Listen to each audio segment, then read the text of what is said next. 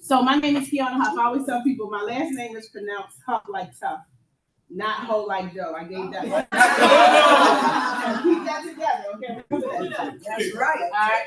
So welcome to my presentation. My presentation is called Communication with All Due Disrespect. So it's how to be heard, listen, and lead in cooperative spaces. So the first thing I want to say is, one of the big things in life for me is to just be able to live authentically. I want to be clear that I am not an expert in communication. Okay? So don't think after the class you're going to come and be like, where school did you go to for this? I did not. And you can have a seat. It's my stuff in the way.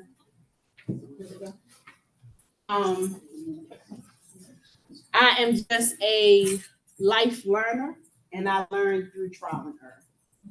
Okay? I also was in a cooperative, and I learned through working in community that a lot of times we don't really know how to hear each other, and we don't really know how to communicate. And then I also want you all, this session, is to basically get you to understand that how you communicate is your journey alone. No matter how many books you read, courses you take, you are the one who are in control of your own communication style. How you learn, how you talk to people is directly on you. Okay, so keep that in mind as we go through. And if y'all have any questions, any comments, please feel free to just enter. Okay, now I am not. Hold up, wait a minute. She gave me the remote. No. Okay. Let me see. Yeah, you and Google or awesome. Yeah, I don't know. PowerPoint, maybe. It's not moving forward. No, maybe is that it? Okay, there we go. I figured it out. And the clicker's not working. It might work now. It didn't work at first because I guess when the screen was on. Okay. Okay. Okay. So I don't know why this is on this, but we will build communication skills and strong, inclusive cooperatives. Develop the foundation for effective dialogue that strengthens your cooperative community. Learn to manage conflict constructively. Transform disagreements into opportunities for growth and understanding. Practice compassion, listening, and self-awareness. Cultivate deeper connections through mindful communication practices.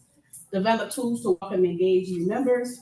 And create inclusive spaces where every voice feels valued and heard. You will leave here with real strategies to support your mission.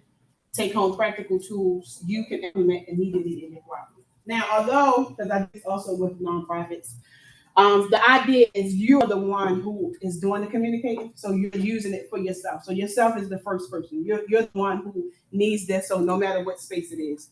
And also knowing that I use the word disrespect on purpose, because oftentimes when we're communicating with people, just because you're offended does not mean that you have been disrespected. Exactly. Right? So really and truly understanding what that means for you. So my idea of disrespect and your idea is completely different, right? The whole purpose of communication is for us to get on the same page. And then we're gonna build communities and cooperatives. Y'all know with all different type of people, and you want to keep that in mind, okay?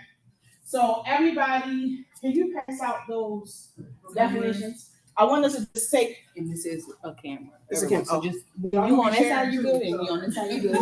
Just maybe not right here. Okay. So it's just a little handout that just have a couple terms. It's a definition there, and then I want you to write what you think. Just a couple, maybe like 2 minutes. Write what is your term or your definition for those terms. And if y'all don't have pens, I do have some. So I may or may not have enough because I think I only printed enough for 30. So you could just look and share. If possible, I actually did my Right on, sister. Right on. Wow. So now we'll mess up enough. Okay.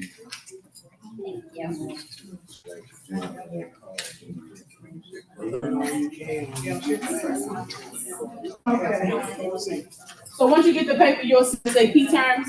and reflection. So this is just a chance for us to kind of get started and think about what it means, just so we're all on the same basis. I had a few extra. Oh, okay. Did everybody get a handout? I got some more. I got some extra.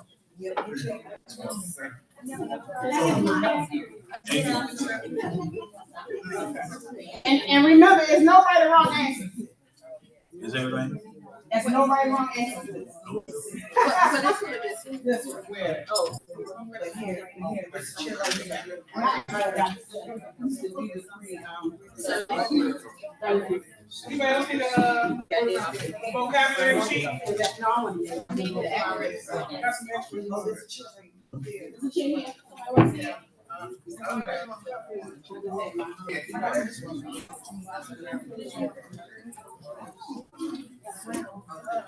think I'm hitting buttons. Anybody need a vocabulary sheet that doesn't have one?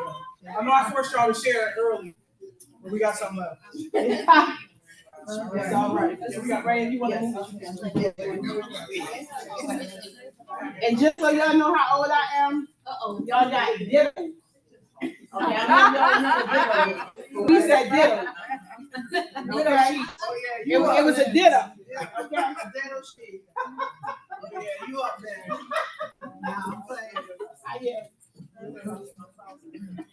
All right, so if you had a chance to take a look at the ditto, and you got a chance to read it, some may be writing. I give like a minute or two, but I'll just read what the term communication. The process of sending, receiving, and understanding messages through verbal, nonverbal, or written means. It involves both expressing ideas and actively listening.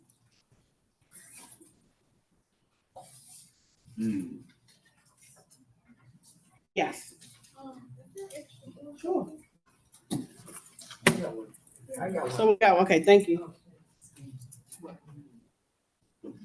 Communication. If anybody want to just blurt out what they thought for their own definition, when they read it or just previous, what you thought communication meant, and share, sure. I put on there, just tell what you need to tell. Okay, just tell. Okay, just tell what you need to tell. Okay. That's my short version. Anybody else? I put expressing and deeply listening to gain mutual understanding. Okay. Okay. Anybody else? Yep. Definitely just explaining or giving a meaning of your conversation. Okay. Okay. Now, yes. The act of transferring and receiving information. Okay. Active. Any one more person? Anybody? No pressure. No pressure here. Yes. Connecting. Connected. Okay. Now that was 5 people. Now, if all of y'all had a conversation, y'all all have a different meaning to what communication means, right? The first young lady, what's her name? Maria Dickerson. Miss Maria, she said she just want to tell you what you said. She ain't said nothing about listening. She said, listen, I'm going to say what I'm going to say, you going to get it or not, okay? And we had a little bit of compassion up here, then we had connected, right? So now, I think about this in terms of building a cooperative, right? That's just base.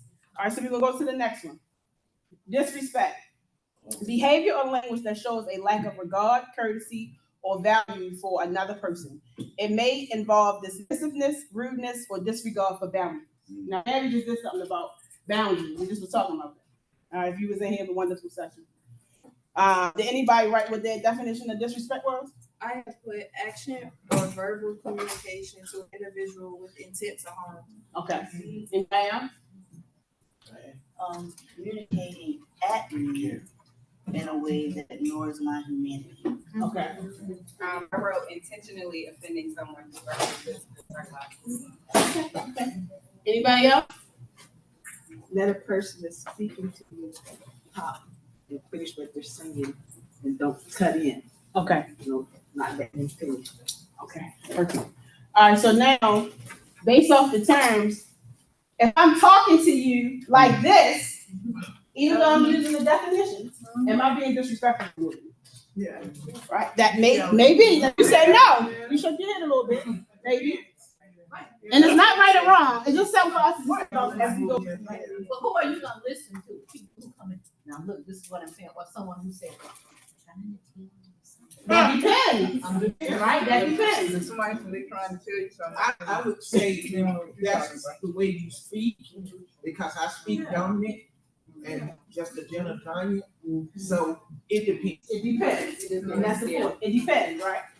So take it back to communication. When we are having these conversations, sometimes it may help or behoove you. One of the words I like to say, "Hey, listen, I talk a little loud, right? Sometimes I get a little passionate, right? I'm not trying to be disrespectful, but I just know that that's what I do. You can calm me down a little bit, right? Hey, Keyona, you bring it down a little bit, right? That's a part of communication, right? Okay, so let's go to the next one. Respect. Showing consideration, value, and appreciation for others by acknowledging their rights, feelings, and perspectives. It often includes courtesy, active listening, and fairness. Anybody want to just tell me, shoot out what their definition of respect was? Holding someone to a higher standard through action in or word. Okay. Anybody else? Honoring others' opinion. Okay. Anybody else? Yeah. I would like to include maybe speaking, regardless as to the tone of voice, speaking to people as opposed to about and around people. Okay. Mm. Maybe body language and being attentive. Okay. All right. Yep. Being rude and not apologizing. Okay. One more person, anybody? Deference? Okay. All right. So we all have our idea of respect. Some people we all have our idea of what disrespect is. So then the opposite of disrespect is respect. So you have to think about it in terms of whatever I think is disrespectful, then I can assume that if you're doing the opposite of that is respect. However, we all have our ideas of what respect means just based off everybody giving their opinion or their definition, right? And that's also based off what we've been through in life, who we know, sometimes the school we went to, if we got degrees, if we don't have degrees, all of those things, play a part. Professional, because some things you do in the workplace, you can't go home, and vice versa, right? So just keeping that in mind. Last one, offended. A state of feeling hurt, insulted, or disrespected due to words, actions, or behaviors that are perceived as unfair, dismissive, or inappropriate. Anybody want to just shout out what offended means to them? No pressure. You've been hurt by another. Okay, you've been hurt by another? I say dismissive. Dismissive with somebody's feelings or something. Okay. I think when you've been hurt by someone else in a way they know they can hurt you. Okay. Sometimes hurt is about, it's not Intentional. the impact of it. Anybody else? Being talked down to. Okay. So one of the reasons why I decided to do this session is because I offended people. My tone, what I said, how I said things, and that was across family, sometimes professional. And I said, maybe there's some things I need to learn, right? Because I mentioned at the beginning that I want to be authentic. So I want you to know that I done messed up plenty of time. And after this session, I'm going to mess up again. Okay? So I was like, maybe I need to take a look at myself in a different way. Right? So what is the old saying? If different people saying the same thing and they don't know each other, then it's something you should take a look at. Right? So that was happening to me. So I had to realize, one, the reason why I make this mention of disrespect in communication is because sometimes I was offending people, but they did not communicate that with me. Right? So then if you can't tell me what I've done to you or how I've harmed you, then how can I fix it? Right. How can I even know that I did anything wrong? Now, granted, people who didn't know each other were saying, well, you could be a little rough. You say stuff that maybe you shouldn't say. You kept that in the back of your head. They say that to me, right? But I didn't know exactly what it was. So I want you to consider that as we go through this. Some things that you may have said to someone And some things you may have heard, because sometimes we can be offended, just not even being a part of the conversation, but you hear something, right? So keep that in mind. And we're going to do a little role play too. So the reason why I want you to keep that in mind is because I want you to think of a time that you was offended, or even if you have offended someone, and how you felt in that sense. So you can use some of that emotion or that those thoughts when we do the role play. It's not quite yet, but you're going to get there. All right, so we talked about active listening. When we are communicating, we have to make sure that we know how to active listen, because it's a what they call those terms. It's not a trigger word. I can't think of it. It'll come to me. But we are active listening now, right? Everybody's triggered now. Everybody's a narcissist now. You know, it's just certain words that we just be throwing around. And again, I'm not a clinician, so I ain't gonna tell you who is and who isn't. That's up to y'all. You know, that's for you. However, you want to say something? Yes, buzzwords. Thank you. So we're using those terms, and then are we really knowing or knowledgeable about what they mean, right? So we communicate every day, right?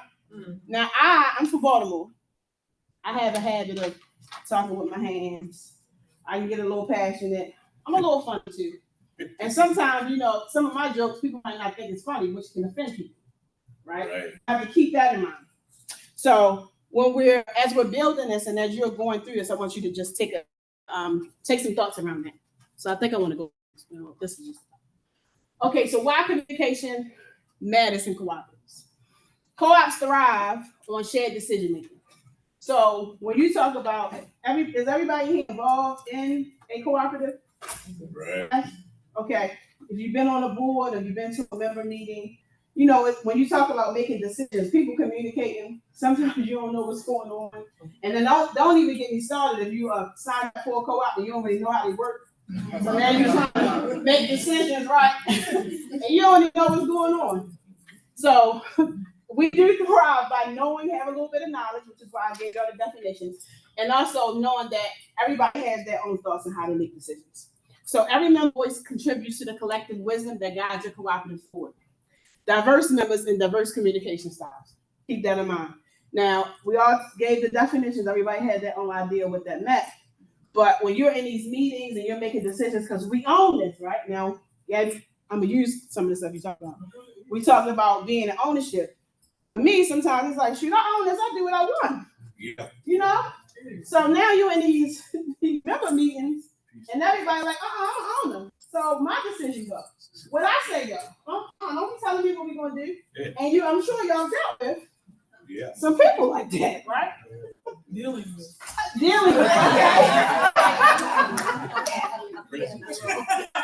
Okay. So different backgrounds bring different ways of expressing ideas, requiring adaptive communication styles.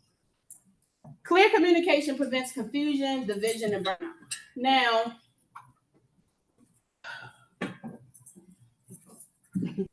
in spaces that I have been in, not every space, sometimes confusion causes communication to be limited, right? Because what I found is a lot of times when we have challenges in even that space, let me just use family. I have, back in my little day, I've been a doula, and I have been in births. And I think sometimes the worst comes out when people at funerals, births, and weddings. Yeah. Right? Because everybody have an idea of what they should be doing, who's first, who should be in the room, who should be in the obituary, it's just a whole bunch of things, right? So I've learned that a lot of times people haven't seen each other in years at funerals, and then when they come, everybody have an expectation of who should be doing what. So I learned that people will stop talking to each other because of confusion or it's been a misunderstanding. It's been time people haven't spoken to each other in 20 years. You ask them what happened, they don't even remember. And it could have been a simple conversation, right?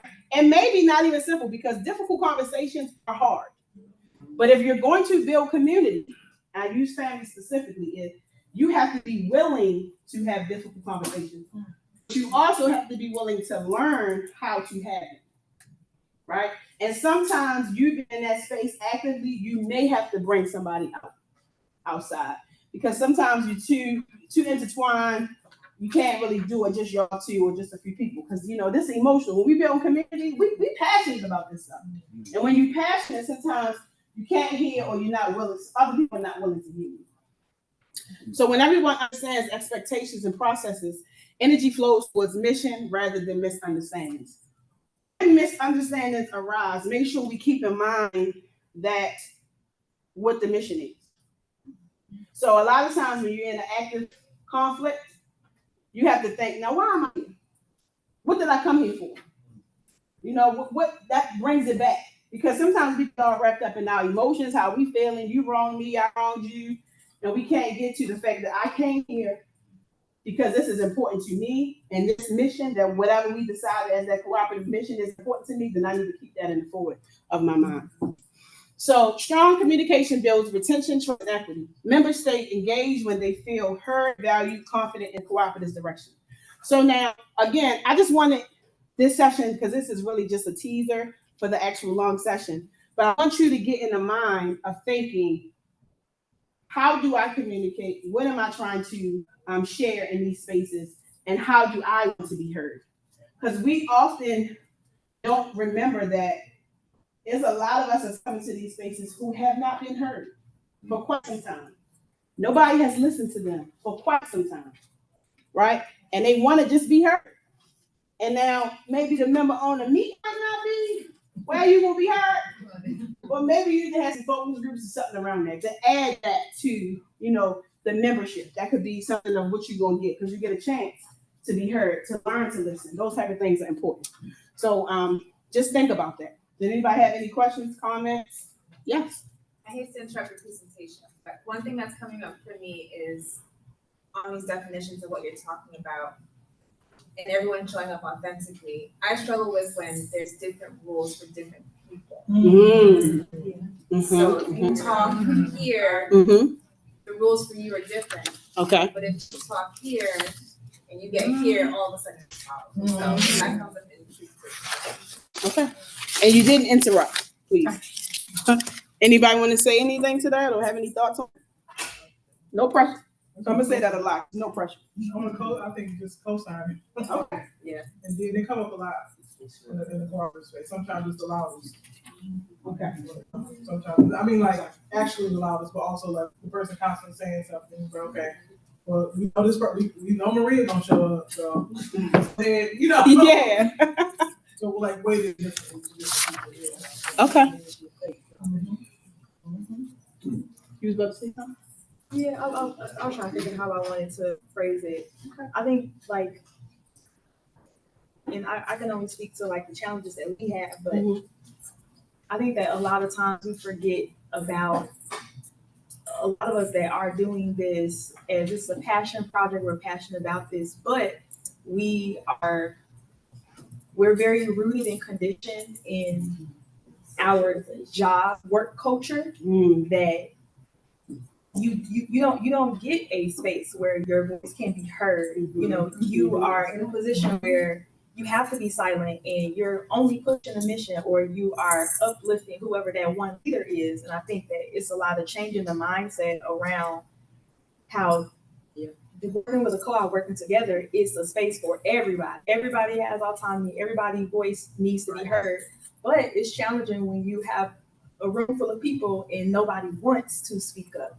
No one feels that it's their space to share their input, and it's like pulling teeth to get everyone to provide that and to actually show up authentically. But how can you do that if people are conditioned to not be their authentic selves? Because on the day-to-day, they don't get to practice being their authentic selves. So that's a very good might be a little bit of the opposite. Thank you for sharing. Yeah.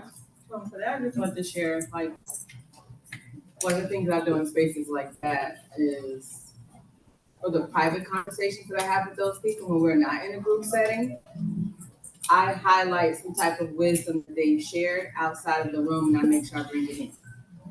So I'll say, like, so when I was having a conversation with so-and-so the other day, they said something that really got me going. They said blah, blah, blah.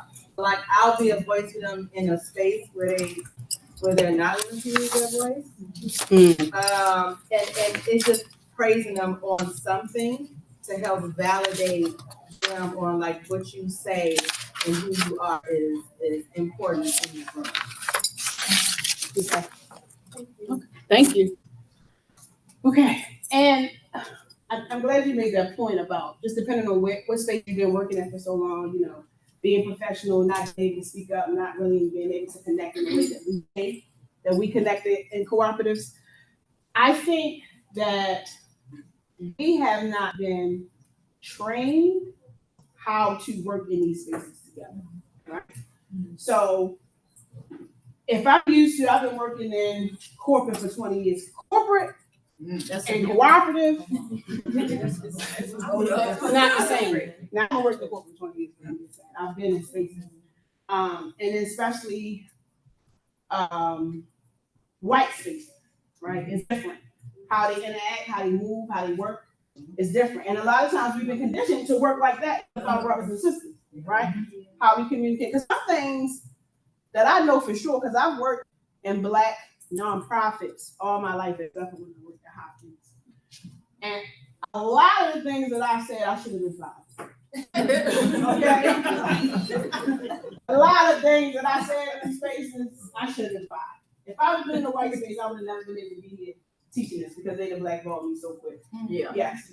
I just want to say, like, I feel like sometimes for the ones that do the groundwork, I feel like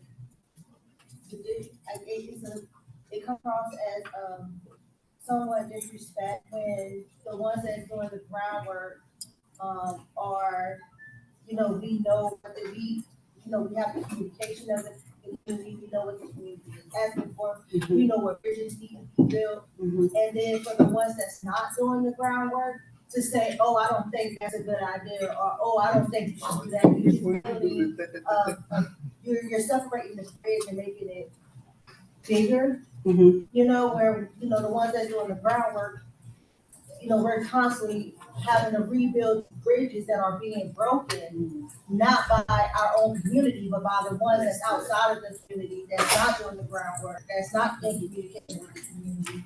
So we often having to start over a lot to rebuild these relationships, to rebuild these trusts and this communication to the same community that they see us, they don't see, Right. So I feel like that can sometimes be like disrespect, it's like devalue. Okay, thank you for that. Anybody else? Thank you for what you shared. I think this speaks to the rest of the presentation that you went through. I think there's a communication break. You might have outside people coming in that see something that you don't because you on groundwork. Like doing ground. But I wonder if the thing is not being able to know how to communicate that. Like, I don't think that's a good idea because this, and this. Versus saying that's not a good idea. Let's go do this. Not, and but like, hey, can I share with you some of the things I'm seeing? And I think about that in the context of, like, even I'm just using Detroit because most of my president right here. There's a lot of people here. But I mean, like, when I came to the cooperative space, I didn't know what co-op was until 2022.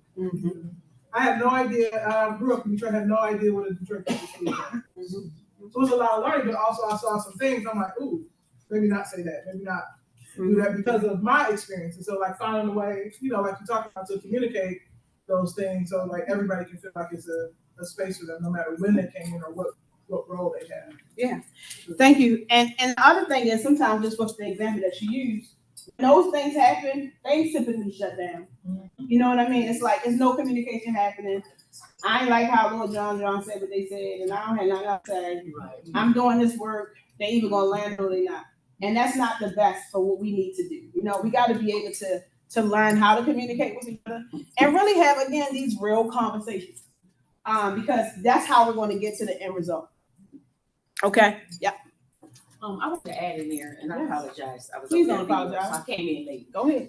So I didn't know if you had talked about this, but communication is so very, very vital, especially in the movement that we're doing. And so what I was going to say, off the lady that's in front of me, when she was just sharing what she was saying, saying what you're saying, when we are emotionally intelligent and we really work on that, and so I have a leadership role in our co-op.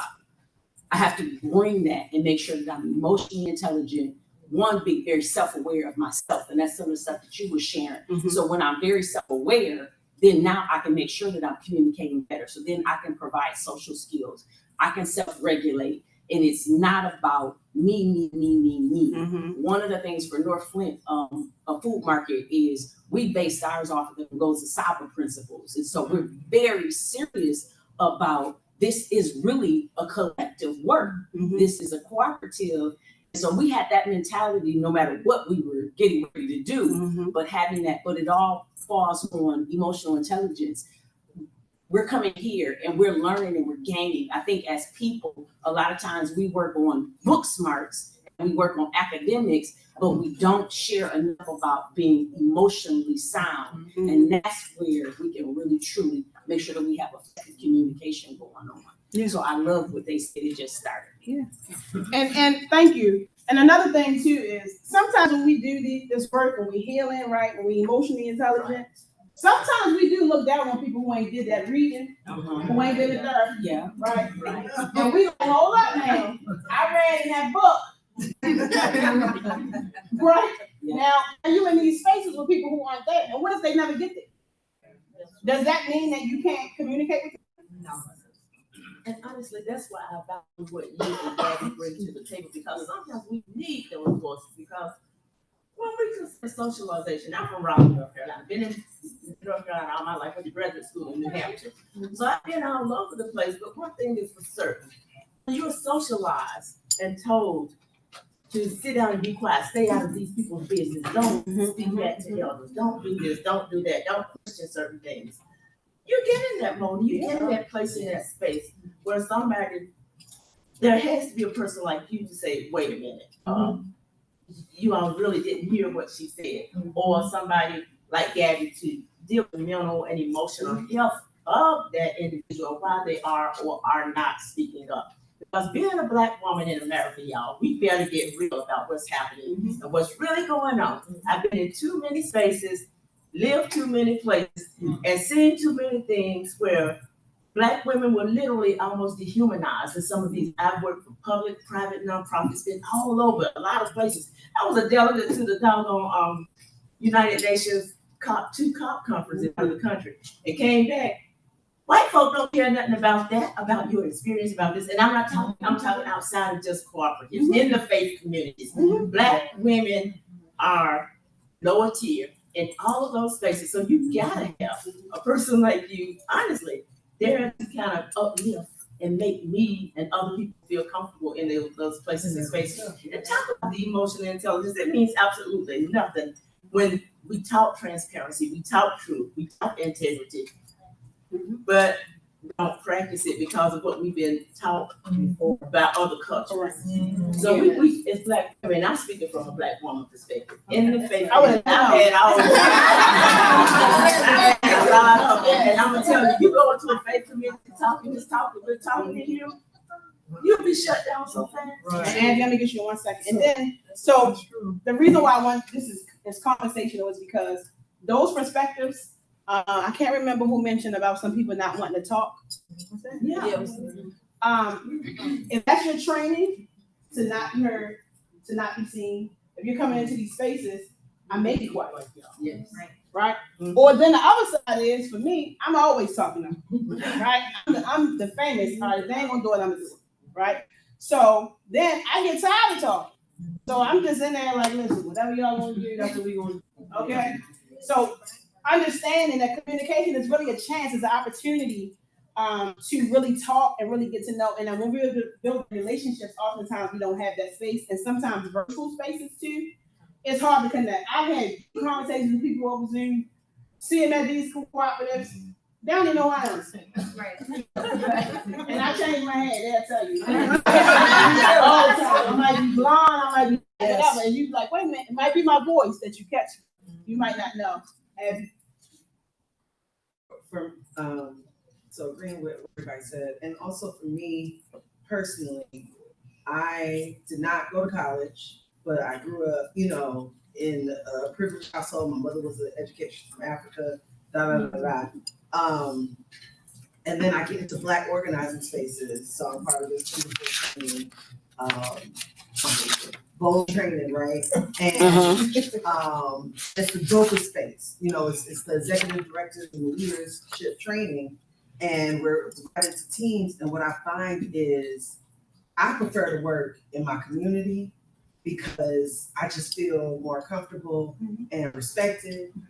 And when I'm around folks that work in the corporate, whatever, the whiteness, it just exudes whiteness where folks act like they didn't hear what you just said, and then they'll say exactly what you just said, or folks will act like, and I'm like, I know only white men or men or, you know, won't do this, but it's like, it's just very difficult for me, because I'm also very protective, and I'm just like, who did this to you? Like, why you don't gotta act like this. You know what I'm saying? Let's all breathe, calm down. But it's just being ignored. Like literally just stuff. I'll put stuff in the chat, stuff gets ignored because I'm seen as not as whatever on folks' level. Or maybe a threat or whatever it is. So I just, you know, the way people communicate and the whiteness that has invaded our minds and souls and the simulation that we have gone through. You know, there has to be a decolonization. We're doing it. We're actually doing it real time. And just something that happens with all of us. And 2 points. Okay, I'm gonna make this statement. I'm gonna let you speak, and I'm gonna get back to the communication aspect. So when we talk about cooperatives, a lot of times we are going off the ground and stuff, right? And it is going to be some people who are never going to be decolonized, and you may have to ask for their money, right? Whether you went to school or not, communication is a skill, right? It's a skill. And also, we talk about boundaries, knowing that some people might not need to be in them spaces. You gotta learn how to delegate and know who's in your community and who's in your cooperatives to send them to the spaces. You know, like I told my son, my oldest son is 16. He has special needs, and white women love him, love him. And you know why? Because he's safe. Yes, He's safe. He's a big old teddy bear. When I need some fun, right, I'm sending him in the room. Right? Because he know how to talk to him. Yes, we went to Hawaii in June. We in Hawaii, he got people giving him money. He's having his birthday, he just has that skill, right? It's in him. They giving him 20. I'm like, wait a minute, you went to the bathroom, I come back. The girl engaged, she done donated $120 to my nonprofit, gave him money, talking about give him some money when y'all go back home.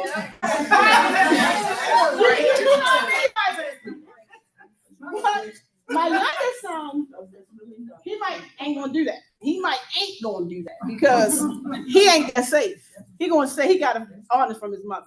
He gonna say what needs to be said whenever he feel like he need to say it, and it might not be the right space to send him into. So that's not a good or a bad thing. I was shunned all my life because I was saying stuff that I shouldn't say as a 10-year-old.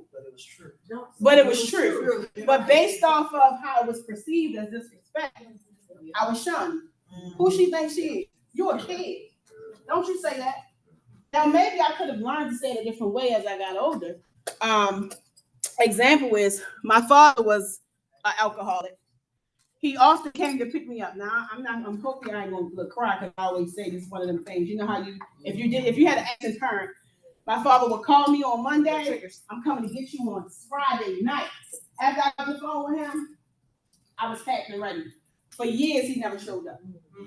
One day, he came to pick me up. He took me to his wife. He rarely kept me. He usually would come and get me. I would be excited. I see him. He take me to his wife. I'd be with her all weekend. He be doing whatever it is he be doing. And now I know what he was doing. And unfortunate for his wife, how she felt as a woman still parenting a child that wasn't hers, a step for her, right? So one day we were home in a car and we driving. I was 14 at the time. And he was like, how do you feel about me? And I said, how do I feel about you? What you mean? Like, how do I feel about you as a man? And he said, yeah, you know, as your father as a man. I said, well, I don't respect you as a man. I said, oftentimes you come to me, and I didn't say it like oftentimes, but I was just like, you know, a lot of times you come to get me, you take me to this turn, you drinking, you be drunk. I said, statistically, I did say this. The driver never drives. The passenger does. I said, so I don't respect you. And he said to me, well, I don't respect you either. Right? Now, I was 14 at the time. My father, I don't know, I think he died in his 30s. But it was either his late 30s or his early 40s. I can't think right now. But at 14, talking like that was crazy. To a man who also was drunk. And after that, he didn't really come and pick me up anymore. I know that. But it makes me think about, he felt disrespected in that time. It could have been a chance for him to say something else. I don't know what that could have been. But the moment happened, it's gone. But it's something that is embedded in my head, right? And then that also could have affected how I interacted with men, how I spoke to people, what I said, and how I said it. And sometimes I might have got even aggressive because of that. It might not have made me a little bit calm or quiet. It could have did the opposite.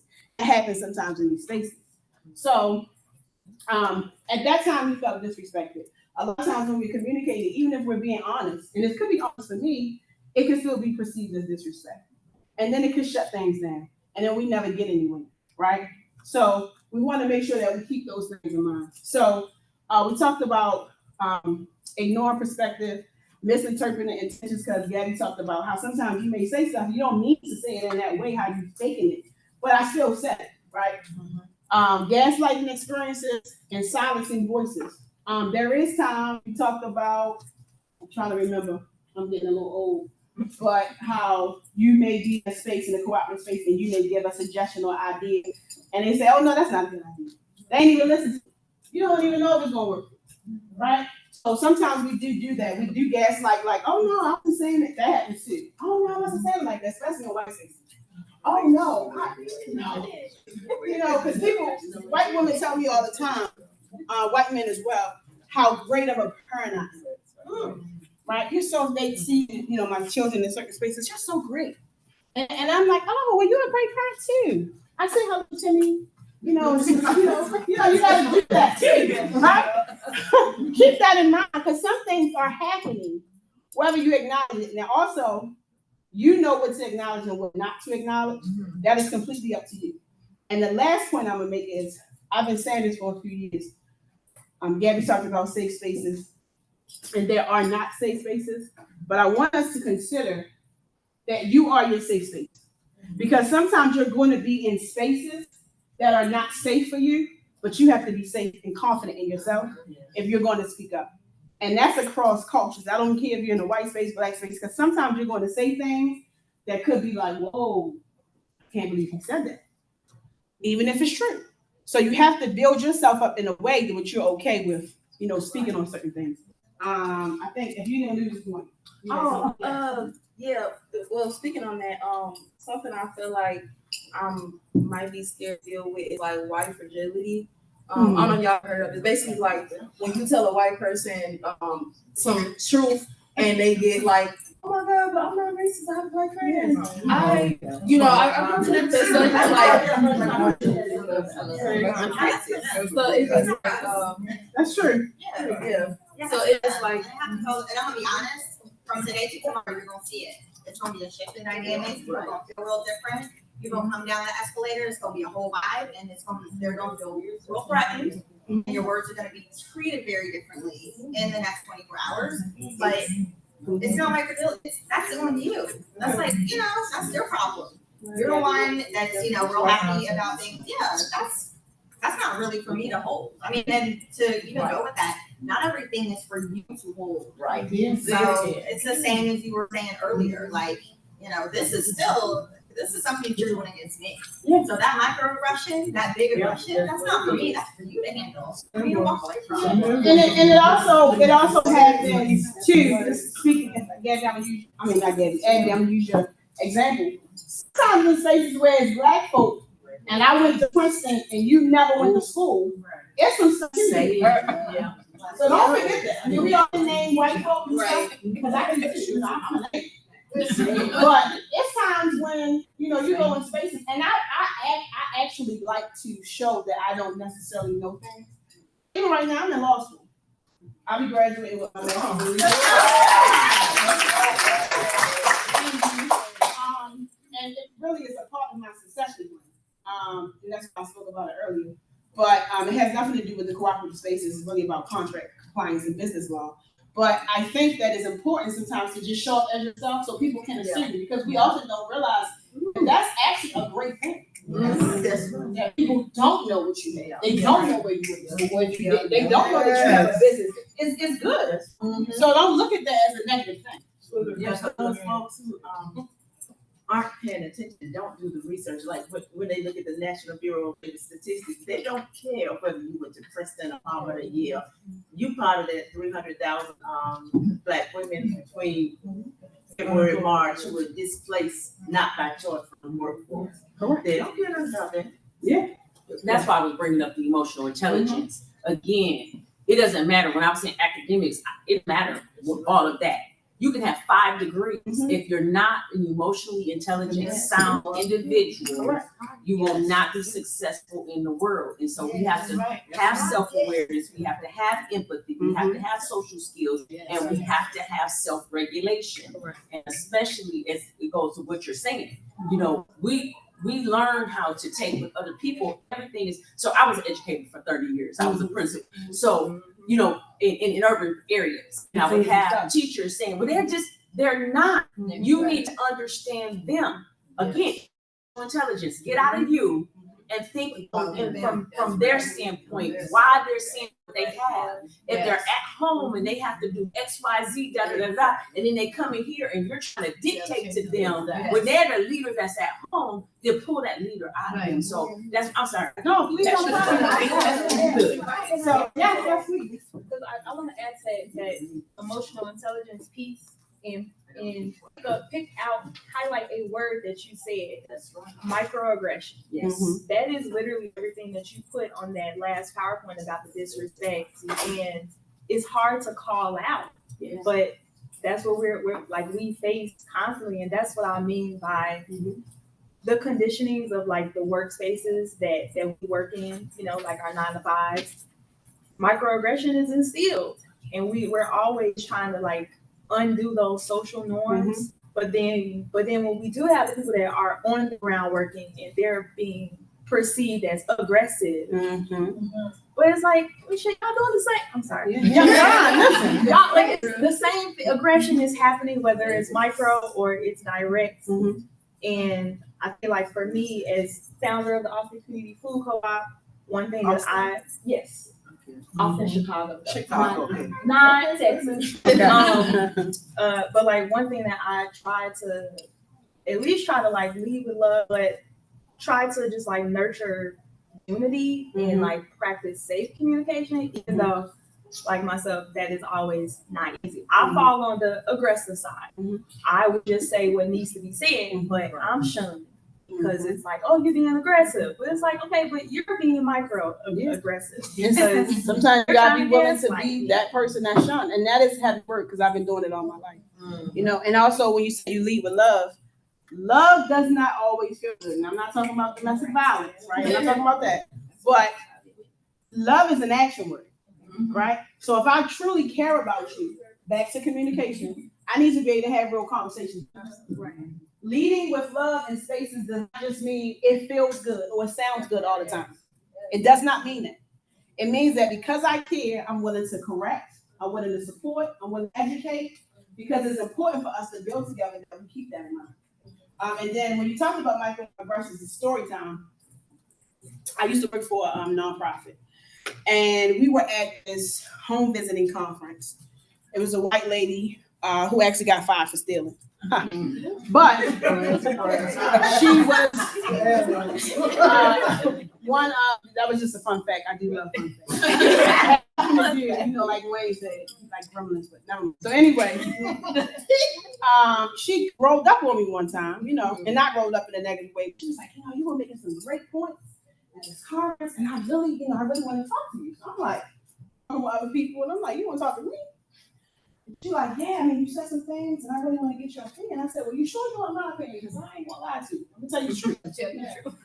So she said, yeah. So I gave her my opinion of just how this conference, we have it every year. It's predominantly Black.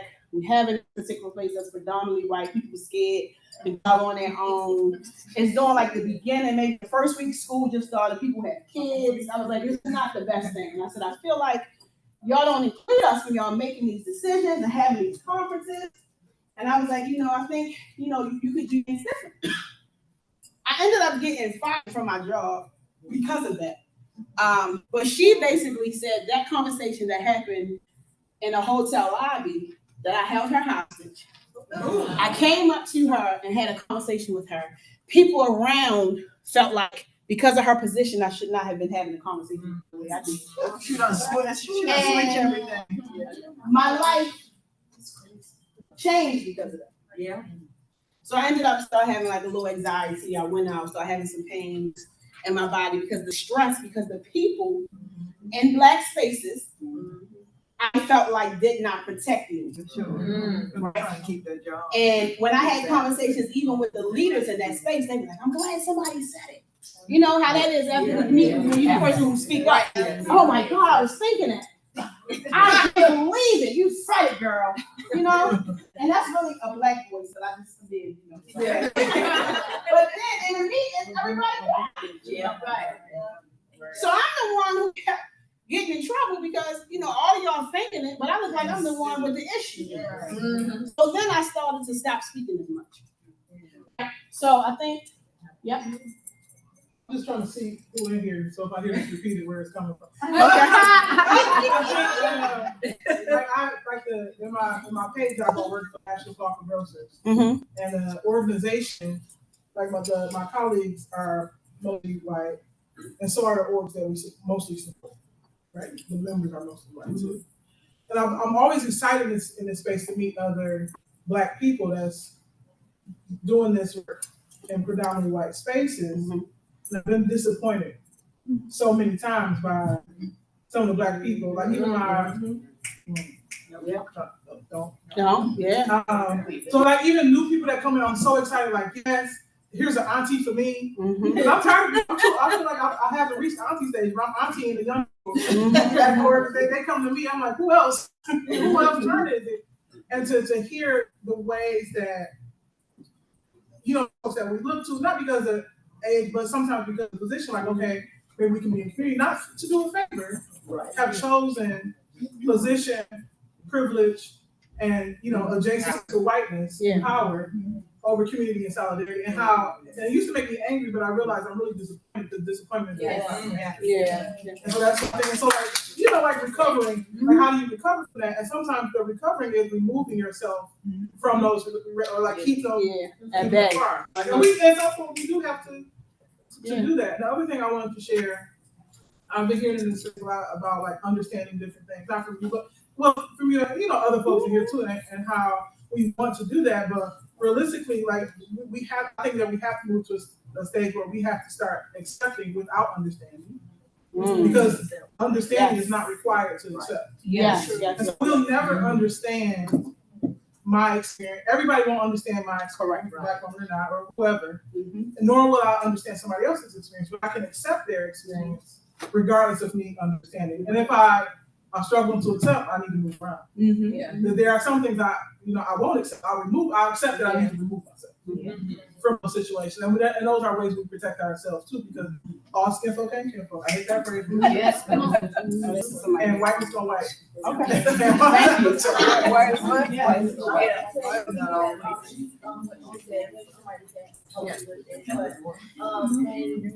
he was saying that sometimes it's you having to pull yourself out of those spaces. When you pull yourself out of those spaces and then you're invited back into those spaces and you are communicating that, no, I don't want to do it, and I'm uncomfortable in that space. How do you? What's the way to communicate it so that, because I have taken myself out of those spaces, and then I have also, because I've been invited in those spaces, and I know I'm uncomfortable in those spaces, have also had talks like, oh, I offended that person. When in all actuality, they offended me first as to why I don't feel comfortable or want to go into those spaces. So, I'm asked to apologize, which makes me feel like I'm compromising and I'm appeasing without nobody, with the disregard of how they made me feel to where I said what I said. So, story time. something like that happened to me, right? And I'm gonna be honest from my perspective, because I said at the beginning that everybody have their own experience with disrespect, with offense, with communication. You are your own master, right? That's the key to this. That's right. Sometimes you have to be willing to leave those spaces. Mm-hmm. And sometimes you get forced out. And that's the side of boundaries, being authentic, and naming challenges. It does not always mean that it's going to be smooth sailing.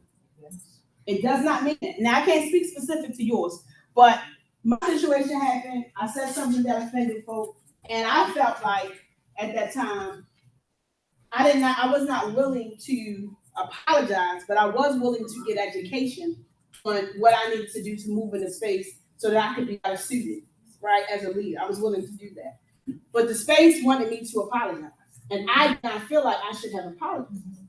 However, I ended up having to lose that space. I ended up having to leave, and that was a consequence of my action. When you start saying certain things like, I'm going to stand up for myself, and I feel like this is what I'm going to do based off where I am in my life, you also have to be willing to do that alone. And that is unfortunate sometimes, but it is a cost of being true to yourself and not willing to back down. Yes. And that goes for Black spaces, Hispanic, white, whatever. And that's why I stated you have to be safe in yourself, because sometimes you're going to be by yourself. Yes. So I can't necessarily give you what you should do, because you should not sacrifice yourself all the time. Especially in compromising, sometimes we feel like we have to compromise ourselves all the time, and that leads to burnout. And honestly, it leads to not even wanting to do it no more. No space, because that's where I was. I thought I saw another hand, but right here, and then you can go to. So, and I'll also reiterate the fact that's why I think spaces like this are important, because you do have so many people that are doing the work. Like even having this conversation, you're seeing people that are speaking one and saying, I'm not the expert, but you're an expert because you've lived it. And I think, when we talk about co-ops, we talk about ownership. Coming from a white-led co-op for 17 years and everybody calling and saying, how do we create worker owners within Black and Brown communities? I was the one, as the board chair, as the DEI manager, that essentially said, you're talking to people that for generations have not been allowed to own anything, including their bodies. And now you're telling them that they're going to own this thing that they can't see, and you might not actually see happen for 15 years. So it's a really difficult thing. You're also talking to people that in so many spaces are still not allowed to speak. And so you have to find your space. But even me, coming from a white co-op, I didn't speak up for so long. I really didn't speak up until I became very protective of 3 other Black employees. And I said, I'm going to speak because I have the least to lose, because I didn't care about the job anymore. I cared more about people knowing that they had that room, and from that has led me to here. But you're surrounded by people that essentially, when you get to that point, because that's too heavy, that's way too heavy for you to be like, dang, I'm tired of walking out of this stuff, and what do I have to lose? This is the space where you get a phone number and say, what do I do so I don't have to cuss somebody out? What do I do so I don't for it? And you have to have those conversations, and then you're also going to have those people that say, you're going to have the Gabby that's going to say, did you hydrate? You're going to have the me that says, hey, I'm about to go speak. Do you want to speak alongside me? Because this is, honestly, for so many years as a Black woman raised in North Carolina, it really was a thing of you're seeing but not heard, go be smart, don't say anything, put your head down. So what I'm doing now, my parents are proud of, but they're afraid because they went through this and they're speaking up, but then somewhere very different. And so for them, it was really just having 3 Black kids that lived to see 30.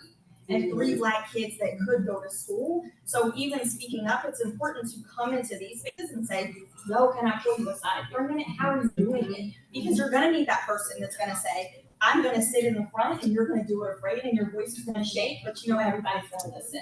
Like even positioning in the rooms, and Gabby can tell you, we do this shit so intentionally and strategically. I don't care what you're talking about, I just care what you're talking and you see. So you're gonna need those spaces, and because you're gonna go home and back into the community, and you're gonna look at that super racist funder that has $8 million and wants you to shuck and jive, and it's gonna be hard to shuck your jive. And some stuff you're gonna be like, cool, let's put on the tap shoes, and some of the stuff you feel like, go play in traffic, but you need your you know, and they're gonna be like, that's got this. Because all of us are going home and we have to tell ourselves we got this. But sometimes you need that other person to say you got this, and also go and talk to you like that. Sometimes you need to cuss them out, like sometimes.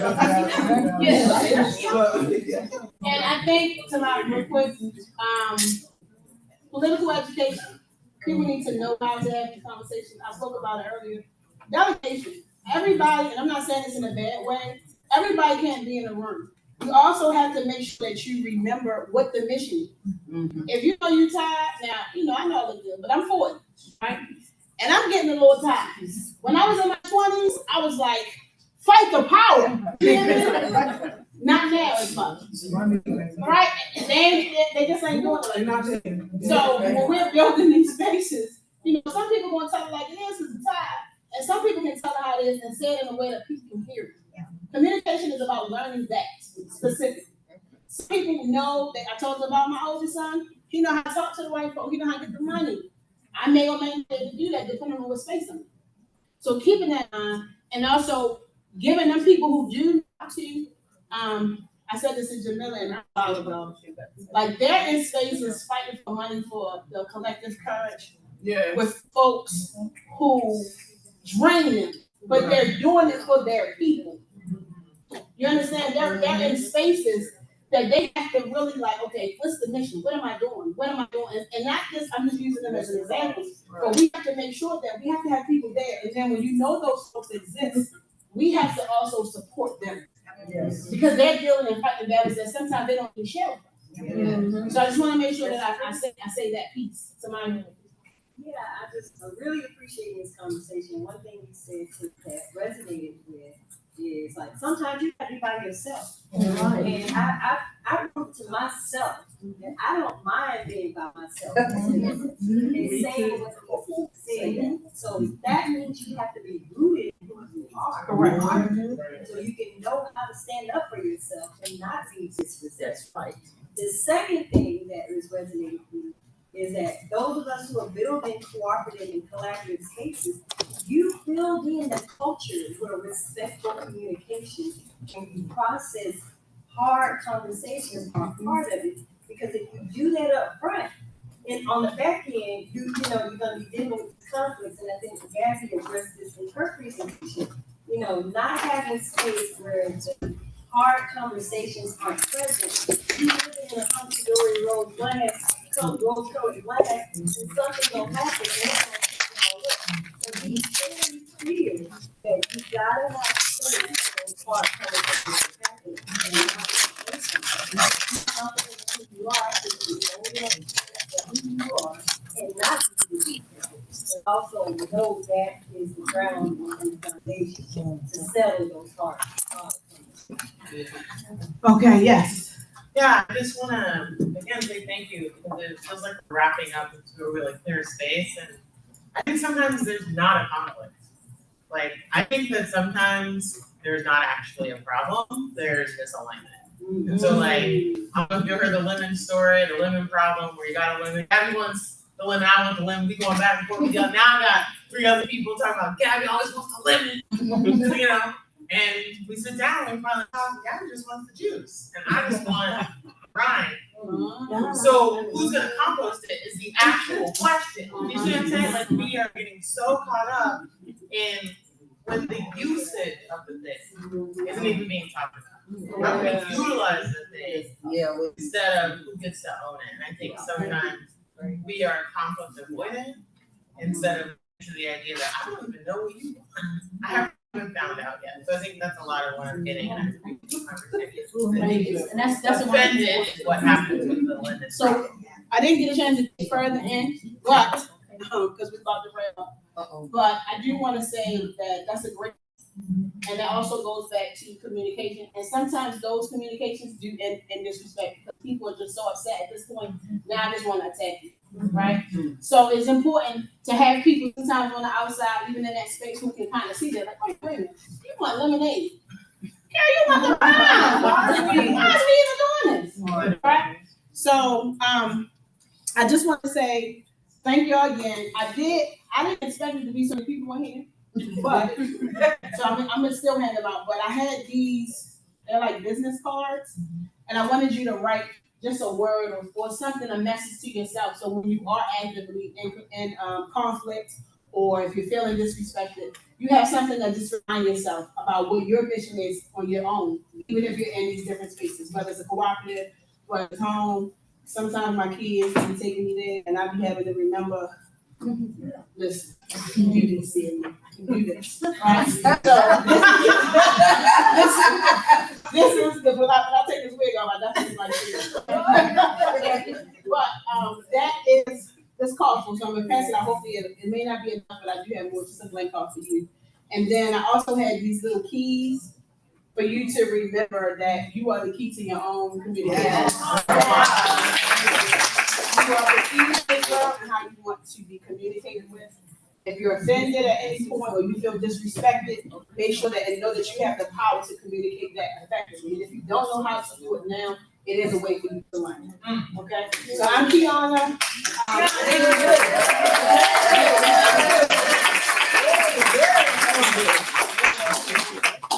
Are you open for consulting? Oh, and I didn't say, I actually am the founder and the president of an organization called UnKIDitional Love Recreation Center, and it's not CON, it's non-kids, okay? So I work with high functioning special needs kids and caregivers, and what we do is give inclusive programming for them, and then we also work with the caregivers, because what I found is as a specialty caregiver, oftentimes in medical places and all around, we're exhausted and people don't listen to us. My son has been having seizures for quite some time.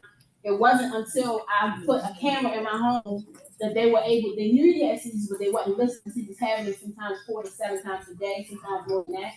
And when I got the video camera and showed them what I was talking about, they finally listened. I should not have had to do that. Exactly. But I did, and that's how I know, even in spaces, I am the person that they know, here she comes.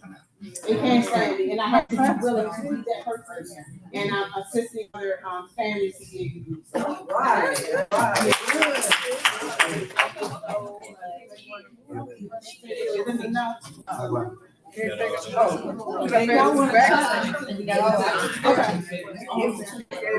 And I have more. If you didn't get a chance to do the survey, can you do the post survey now? For me? So here.